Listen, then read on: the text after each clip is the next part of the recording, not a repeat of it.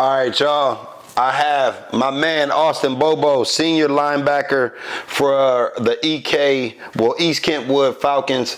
Bobo is one of my favorite players because he's always leading. He comes and helps me with the younger kids. He's always positive, and he always understands what it takes to get kids to that other level. Bobo, good to have you, brother. What's happening with you? Nothing, Coach. Thank you for having me. Appreciate it. No doubt, no doubt. It was Greg's idea when we first started talking about getting players on here. You were literally his first player that we picked. You get what I'm saying? And I said until he gets his fade right, we're not gonna have him on here. But since you got your fade right, it's all good. You know what I'm saying? It's all good, man. Well, I'll get right into the questions, man. This is about your playing career and leading into your senior season. Okay. Take us through your journey as a player leading up to your senior season. What were some of the defining moments in your career that shaped you as an athlete? So the first moment that would come to mind is, our freshman team, in 8th grade, we had a really good 8th grade team. I think we went 6-3, busting everybody. We were like just dominant. So going into freshman year, we thought we would carry in that same way and we would just continue to be a good team. But freshman year, we ended up going 1-8. Oh, wow. So from being a really good team in middle school to going 1-8 was like a big change because we were so used to being dominant and being good, we really didn't know how to lose. So give me some insight from just what you just said. What are some things that we can say to the younger players or to players that go from having success young and then meeting that turmoil as they get older? What were some of the things that you learned through your preparation and through that process that can help the generation that's coming up behind you? So one of the biggest things I learned is everything's earned, nothing is given to you. So you can't come in expecting anything. You have to work for everything you have. And also, if you don't prepare, if you're not watching film, if you're not paying attention to what your coach is saying, you're not going to be successful. Yes. Doesn't matter how talented you are, how big you are, how fast you are, you have to do the fundamentals of football. Yeah, and the fundamentals of football, unlike most sports, start not on the football field. And when you start that, the next place you go is to the weight room. The next place you go to that is the speed and agility. So it's like, so what were some characteristics of that 8th grade team to that 9th grade team? What are some characteristics of those teams that I say this to my team that I had last year in 7th grade. We went undefeated. And they noticed that I pushed them harder now that they went 6-0. Because just because you went 6-0, and that team that just, that team that had those undeveloped players, those kids were in the weight room. Those kids were developing. Those kids were doing all those things that when we kicked our feet up, and I'm not saying my team did this, but when you kick your feet up and you think, oh, we got this. Like, what are some characteristics that if there's a team right now that could be going into that same process that you were in your 9th grade year, what's some characteristics that stick out that a young player can, or a coach, or a position coach, or whatever it may be, a varsity coach looking at his young program? What are some characteristics of that team from 8th grade to 9th grade that you can give that can help us understand what to look for when your team is going to severely backslide? So one characteristic I would have is being complacent. Like, if you're a player, they're just being okay with being average, if they're not wanting to be good, if they're not going out their way after practice, busting their butt, they're not, watching film, they're not trying to always get better, you're not going to be good. You also want to look for teams that are together. If we have a whole bunch of players that are about me and not we, we're not going to be good. Not on the football field, correct. That's a great answer, by the way. I like getting. I coach more for that. Like, I coach for you're 5-0, you got 6 games, or you're 8-0 and you got 9 games, whatever, however many games you may be. I try to coach from day one to have that resilience to not be complacent going into that last game, because how many times have we seen great teams that literally could be the greatest teams of all time lose that last game because you see it happening throughout the year where it's like, okay, you're blowing teams out by 50. Yeah. You're blowing teams out. And it's like, I remember watching Nick Saban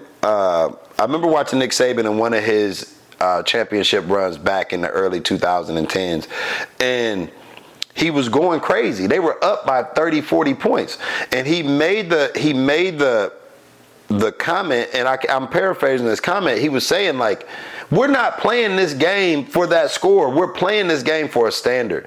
And so many times, I hate blowouts. Like, I try to coach against a blowout. Like, if I know my team is getting ready to blow a team out by 50, then I'll put my reserves in and put the starters in a position that when they get back in this game, you're going to have to fight for the rest of the game. Because in the lower levels, you're not that good to start a game one way, take a break, and come back and still be on that same vibe. 9 times out of 10, when you take them out, they're out. And that vibe that you were riding, that momentum is completely gone. So I try to do that as much as possible, because we're not coaching 9th grade to be the state championship. Yeah. We're trying to coach you to get to 12th grade like you are trying to get to a state championship. Yeah. You know what I mean? So now, I watched you last year as a linebacker. I watched last year during the dead week. You got a lot better during that dead week. You started understanding man-to-man. You started understanding the coverage a lot better.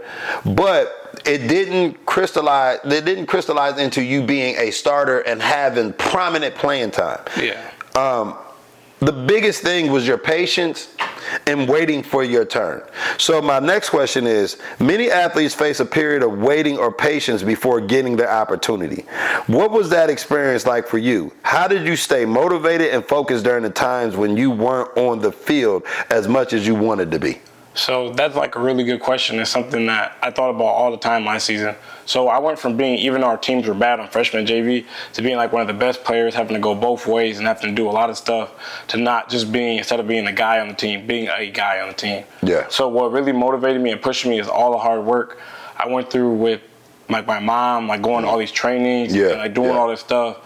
And also like my boys, like my friends Silas and Terrence really helped me a lot when I was going through it, and just helped me to keep being motivated, because I knew this year was my year. This year was the year I had to like be a leader, and I also wanted to show the people that look up to me like the little kids. You never give up and you never quit. Even if it feels impossible, you got to keep going, because it's like brighter days ahead. You're right. And you do a great job.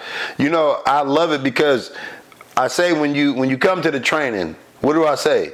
You have to be me, meaning your annoyance level has to go through the roof. Like, everything has to annoy you. And I watch players that's uncomfortable. But for you, it's not a problem. Like, you get what I'm saying? You get it, but that comes with being a leader. Like, I know I'm the type of leader that I know that I'm very relational. You can tell I don't play, but you know that I got mad love for every single player. But in order for us to be great, somebody has to be the bad cop. I have no problem being the bad cop. And let's be honest, like, in our generation nowadays, the bad guy is always the one that everybody reveres anyway. So that's my thing, is like, what was it like when you would get an opportunity? What can you speak to let these players know that you only supposed to have one opportunity? Your one opportunity gets you to more opportunities. What did that feel like on the inside when you, not the coach or not anybody else, when you made that mistake and your opportunity for that day or that series got taken away? What is that humbling feeling, and how can you help somebody get out of the pointing the finger aspect of that and really getting into holding themselves accountable? The feeling is, I would say, it's bad, but it's also helps a lot, because that's how real life is going to be. Sometimes you're just going to mess up. You're not going to give another chance. But it was hard when I would feel like I would make one mistake, and then coach would be like, "Oh yeah, you can't go on for the rest of the drives." And what would suck was, I felt like the people in front of me sometimes would make a mistake, and they wouldn't get taken out. So I had to just suck it up, and then every time I would get an opportunity to play, I would try to capitalize on it, do everything right, run to the ball, communicate, and really capitalize off my opportunities. And it's like, what can you say, Bo, what can you say to just that, right? Like, what can you explain as a leader of what trust really means in the game of football? When a coach says, I got to be able to trust you. Like, what can you speak to that? What does it mean for a coach to trust you? What it means for a coach to trust you is a coach is going to trust you on the field, off the field, when you're walking in class, when he puts a call in the huddle. When a coach, when he trusts you to go on the field, to execute, to do the plays right, to try your best, and to do what your coach should do. When your coach doesn't trust you, they're not going to put you on the field. They're not going to trust you to go into class and maybe go in front of kids. You're going to get discarded to the side. And you know what, Bo? It's a blessing to be sitting here where I'm at and hearing somebody that's going into their senior year say these things. Because I'm gonna be honest, Bo, I didn't understand that when I was a player. You get what I'm saying? I didn't understand that if I'm willing to come 5 minutes to a class, how that can translate to my coach feeling like I can't put you in a nickel package because you can't do the little things right. You get what I'm saying? And it took a long time for me to hold myself accountable and really understand that, because I come from a place where you were held accountable, but to be trusted at the highest level with somebody who this is their living, this is how they make a living. They're not just teachers. These are guys that when we look up 10 years from now, these guys are going to be coaching at a college or some in the NFL. Like, why is it so important, even as a leader, why is it so important to be able to trust somebody's character on the football field? It's so important because if I don't trust you, then I'm not going to be able to comfortably do my job. Because if I'm not trusting, like I play inside backer, if I don't trust the outside linebacker to spell, then I'm going to react differently. Yes, you're going to try to play his position and yours at the same time. And then we're just going to all mess up. Like, what the biggest thing to me is you have to do your 111th. And if you can't do your 111th, you can't play. You're right. And what's a 111, brother? So for us, a 111th is everybody has their own job on defense and everybody's job fit together. It's like a puzzle piece. Come together. Yes, and that's why I love football, because if everybody does, like you said, that 111, if everybody does that, if 11 people do what they're supposed to do, every play is designed to get exactly what they want. So if we're in a 3rd and 1, that 111 doesn't mean that we're going to go for a touchdown. It means that we're going to get that yard or that 2 yards or that 3 yards to get that first down. That's very important. Another question that I got on this question that I'm asking you: how did you communicate to your mom and your dad or your support group when you weren't getting what you thought you should get? And not just, and because I'm a coach and I'm a trainer, I hold the person accountable first. So not just when you were not getting what you felt like you deserved.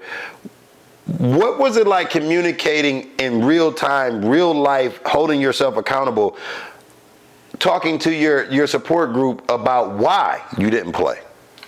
I feel like at first it was hard, and it really did take me a while to be like, because the first game when it happened, I felt like I had a really good first game, but I did make a mistake. I did rough the passer, and I felt like after that game, probably should have started, because I think we shared reps. I think I got like 3 TFLs, 4 tackles, and I only played half the series. And it was really hard to explain to my mom, because she was so used to me being like the starter and making all the plays, that right now my role is not to be the starter, to be the second string, and to do things like that. So it's like sometimes the hardest sell you have, I know my hardest sell came from my mother being disgruntled and being like, nah, mom, look, that doesn't go with our team. And for her, she like, I don't give a damn about a team. I care about you and what you're doing. And that's sometimes the hardest sell. And I feel like, what can you say, what can you help these young players understand on how you have to man up and stand up to your parents in that way? It's not like you're saying I'm not going to clean my room or go to school. But when it comes to our team, like I have a saying, when you're in your parents' car and you're riding to the stadium and they are the boss, they are the Jerry Jones, they are the owners of that team. But when you get out of that car and walk your ass through that entrance, you're on my schedule now. So anything your parents got to say has nothing to do with what we got going on as a team. How can you help the younger players learn how to explain that to their parents. Like, you get what I'm saying? Because sometimes it's just like, look, coach, I understand exactly what you're saying, but my mom is not playing. Like, I can't talk her down. So now you got to deal with her. What can you say to help kids when they go home present what's going on in the right way? Because your parents are here to protect you. Your parents ain't here to understand if it's a single or you got a double, or they don't care if the end is blocking down. They don't care what it is. They don't care if it's a spread. They don't care about that. They only care about their baby, which is their kid. How can you help them explain the right things when they go home? So the biggest thing I learned is you have to separate football from life. Yeah. And then you have to establish to your parents, once you step into high school, your mom, dad, aunt, uncle, you can't be going to the coaches complaining and stuff. You got to just stop. You got to be accountable, because a lot of the time, I'm going to be honest, you're not playing because something you're doing. Yes, exactly. And that's why I say that, you're not playing because of something you're doing. It's just the majority of coaches and teams want to win. So if you're not giving them enough confidence to go win the game, then it's probably something that you're doing. You get what I'm saying? So that's a great answer. So, and I expect that from you as a leader. So the next question that I have for you is your leadership abilities. As a leader on and off the field, how do you define leadership? What qualities do you think are most important for a team or a leader to possess? And how have you developed the qualities over your career? So the first thing I'll say is you have to be selfless to be a leader. You have to be able to for me, I text the guys and our inside and outside backers. I watch film every day. I write down the corrections, take time out of my day to tell them what I feel like we should all do better as a group. Mm-hmm. You got to be able to do stuff that's not cool. Mm-hmm. And everybody's going to be saying you're a nerd or you're a kiss up to coach, and you got to do stuff that's not cool. And you just got to keep doing it. And then I would also say over the years, I feel like I've always been a leader, but this year I really took a big step because last year I watched Silas be a leader in the way he talked and walked stuff out, and I really tried to model that leadership he did. Yeah, it's important. Leadership is something. My dad used to say I was a born leader, right? And I felt now that I'm older and I'm at my dad's age, or when he was telling me that, it's not that I was a born leader. I was born into a family of leaders. So I learned how to become a leader. And the easiest way to learn how to become a leader is to understand how to follow. And I feel like that's where we get in trouble as a society. But as a leader, those are great qualities. Those are things that I've seen you become more hands-on in the things that you're doing, and it's gonna help us. It's gonna help us tremendously. So it's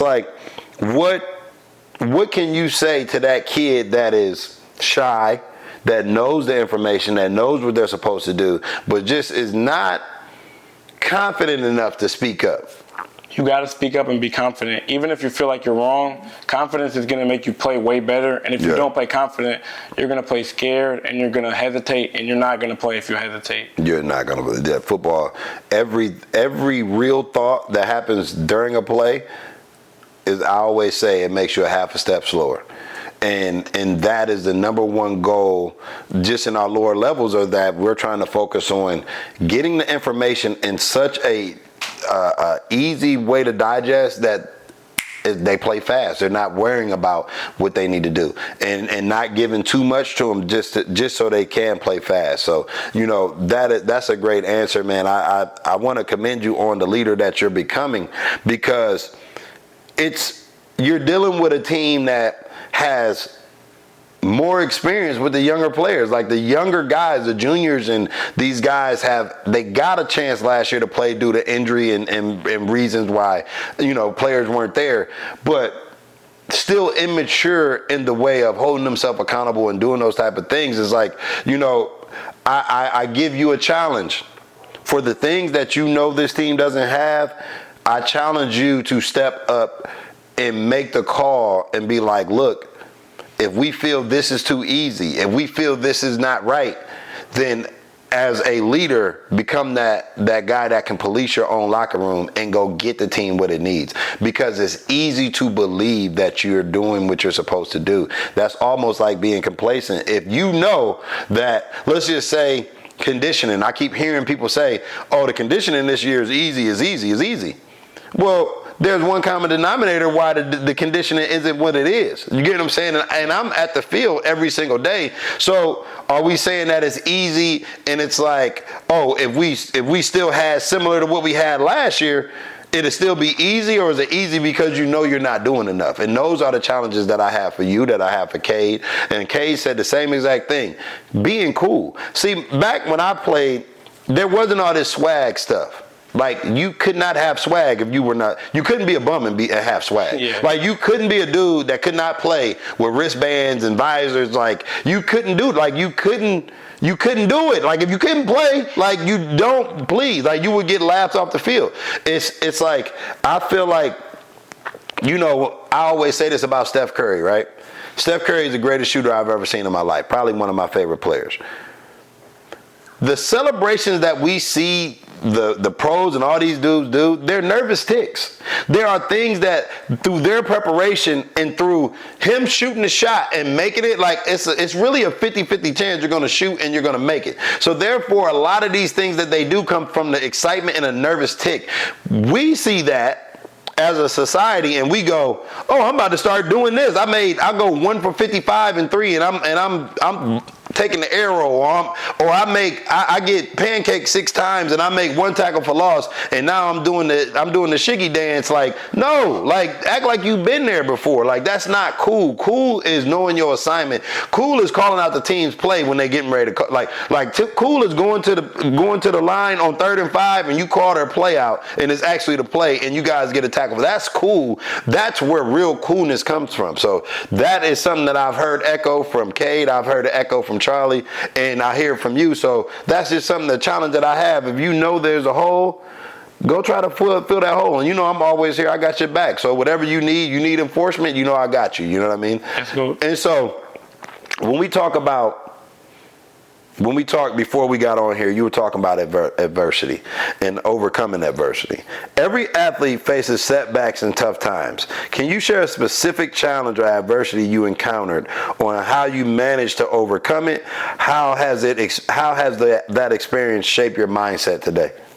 So the biggest thing I could think of is sophomore year. So I was in the summer, I was doing really good going in the summer. Like, I was impressing our varsity coaches. I got a lot stronger and bigger. So I was supposed to be moved up to varsity with my friend, one of my close friends, Aaron Cobb. But our varsity coaches decided to move him up because he's bigger and a bigger linebacker. So watching, and that was Aaron's first time. He never played football before. So watching, like, one of your close friends get moved up at your same position just because they're bigger, it sucked a lot. And it, like, took a lot out of me. And, like, it made me sometimes feel like question, like, why am I playing if just because I'm undersized I won't get, like, as much recognition? But at the end, I kept grinding. And at the end of the season, I ended up getting moved up. But I learned that even if you're not making, like, the motion you want, no motion, it's like, I don't know how to, like, describe it. So what you're saying is slow motion is still motion. You get what I'm saying? Like, and no motion can never outweigh slow motion. You get what I'm saying? So what you're saying, as long as you're going down that path and staying and you're keeping it moving, you're getting better. You get what I'm saying? It might not be the strides that you might want. It might be baby steps. But the key is what you're saying, if I'm correct, is that, like we used to say back when I was young, slow money is better than no money. You get what I'm saying? Like, so basically just keeping pushing forward and making sure that you're doing what you need to do every day. Is that what you're saying? Yeah, that's what I'm saying. All right, for sure. I would, like, piggyback. So one of my, Nas, our running back, is, like, one of my best friends since freshman year. He kind of had to deal with the same thing because Nas was used to being the guy, being, you know, the best RB rushing for 1,000 each year. And then him having to sit behind Eli, who's like a stud running back, and having to learn, and we had to go through similar things. It was kind of crazy because it was nice to have to go through something like that adversity.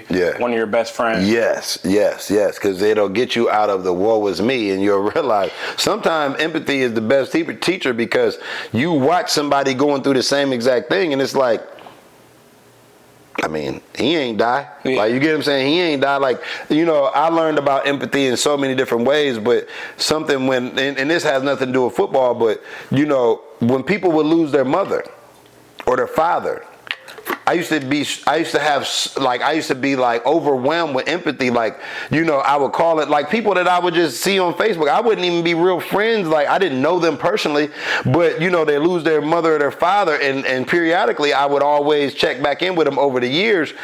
And you know, I lose my mother. And when I lost my mother, something that, you know, at a time of my life where everything was going right, everything was, you know, I lost my mother, but that empathy that I had for other people allowed me to have acceptance in a way where it was unprecedented. Like, I was more grateful than I had more gratefulness than being sorry and having sorrow. So it's like, empathy to me is when somebody is going through the same thing as you. It's easy to understand, okay, I can get through this. But it's hard when you feel like you're the only one in the world going through it. I went through so many things in my life where my mom used to be like, you're not the only one. There's a million people going through this same exact thing. And when you're 17, 18 years old, you don't have the experience of life to be able to compare it to something. So that is great, because what I'm hearing is a lot of guys that are senior leaders now, they know what it's like to sit and watch. You get what I'm saying? You guys, and Nas may have had one of the biggest runs. I forget what game. I can't believe I can't remember. The Hudsonville. Like, it's things like that shape your character. They'll be like, you'll be thinking about these things. Like, you'll be 30 years old and you'll be in a corporate job or owning your own business, and you'll always go back to these adversities. That's why I love sports.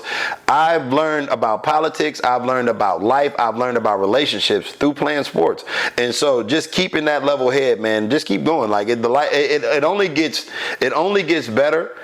And the harder it gets, if you have the right mentality, the harder it gets, it's even more fun. You'll look, I'm not saying you're seeking out adversity, but you'll know when adversity hits, it means that something is trying to change. You get what I'm saying? So just keep up that mindset. And so the last question, to stay with adversity, looking back, how has overcoming that adversity prepared you for your life beyond football? Are there lessons you can carry with you to influence how you approach challenges now? Yes, I feel like learning that not every season in your life is going to be a winning season. Some seasons you're going to be down, some seasons you're going to be up, but you just got to keep pushing through. And I feel like through life that's going to happen. Like, I could lose my job one season, I could get married one season, I could get like kids one season. You know, there's just different things that can happen. Seasons change. And I feel like all the seasons I went through really like motivated a lot of people, because I know now that I'm like the leader of the linebackers, there's like a lot of young guys like Chris Thompson who look up to me. Jeremiah looks up to me, and our whole position group looks up to me.